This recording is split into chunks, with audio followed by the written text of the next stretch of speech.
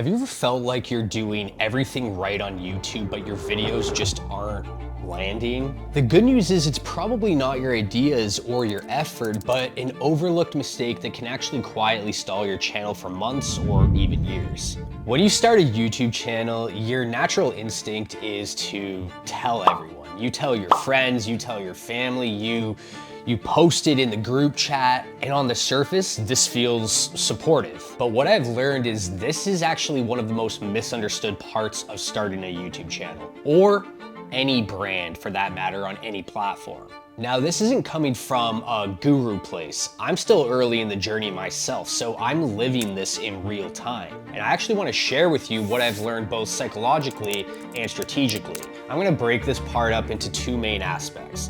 Let's start with how the algorithm actually works, because this part matters more than people think.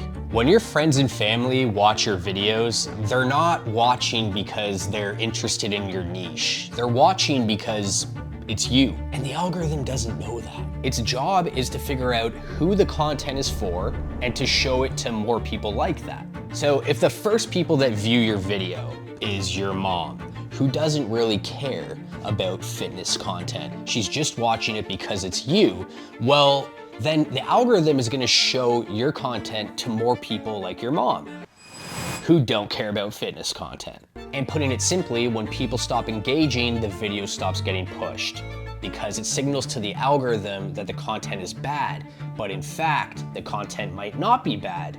It might actually be quite good, but it's in front of the wrong audience. This gets even worse when you try to pivot or rebrand your personal account. Think about it. Most of the people that follow you on your personal account are college roommates, family, friends that are curious about your life updates, but not so much that you're rebranding to be a real estate account or a fitness account. So when you decide suddenly to go all in on this new business brand, they may engage or watch initially because they're invested in you, but not this new direction that you're going in. What happens next is low watch time, low engagement, and this signals to the algorithm that people just don't like this. And by the way, that's how any algorithm works on any platform.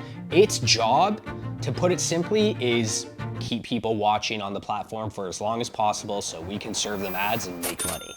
So now you can start seeing how a good idea can pretty much get punished before it's even given a fair shot because it's not landing in front of the right audience. Now here's the part that nobody really talks about, and to be honest, could be the bigger reason that your channel isn't growing. Fear of judgment. Let's talk about how socially liberating it can be to start an account from scratch with no one that you know following you. I only became privy to this after joining a creator group that's helped me elevate my skills and mindset when it comes to creating. Fear of judgment impacts creativity negatively, which therefore impacts consistency negatively. And to be honest, we can't have that nonsense. Look, I'll be real. There are days where I wake up and I don't care who sees my content. I feel good, I'm well rested. And then I wake up on the wrong side of the bed one day and all of a sudden it's like, should I have posted that? I don't know. Like I feel nervous that maybe my family or good friends will watch something. Has nothing to do with them, by the way. It's just we naturally care more about what the people that we know think about us. By not telling anybody that you're starting this new account, that you're creating this new brand, it gives you the freedom to create, to grow, to explore new ideas without the fear of being judged. And when you're failing with 2 subscribers or 0 subscribers, it doesn't really matter. It's what you're supposed to be doing. You're supposed to be finding your rhythm. If you're getting no views because you've completely rebranded your content, it's going to be that way for a while until it pushes through and finds the right audience again.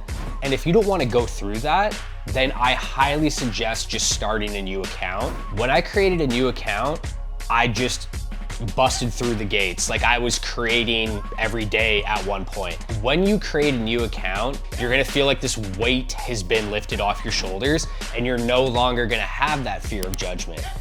And then what happens is you start growing And then you hit 10K, 15K, 100K subscribers or followers on whatever platform you're on.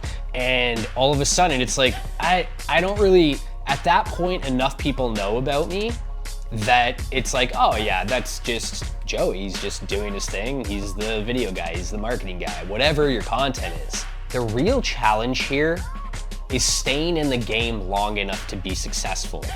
And that requires consistency.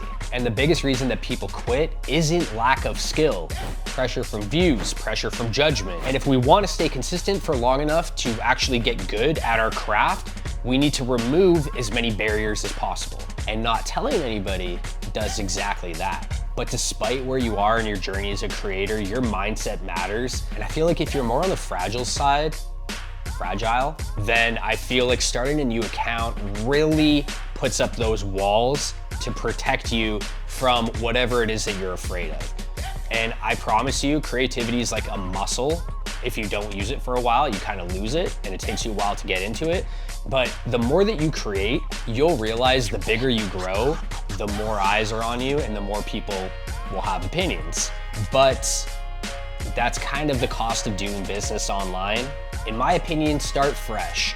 Let the right people find you and give yourself the freedom to become the creator that you're trying to be. It might just be me, but I feel like that freedom might be the most important strategy for growth that you can give yourself. Now, if you're still struggling with making your videos appear more cinematic, I cover 5 simple strategies in this video right here that can help you do just that, and I'll see you there.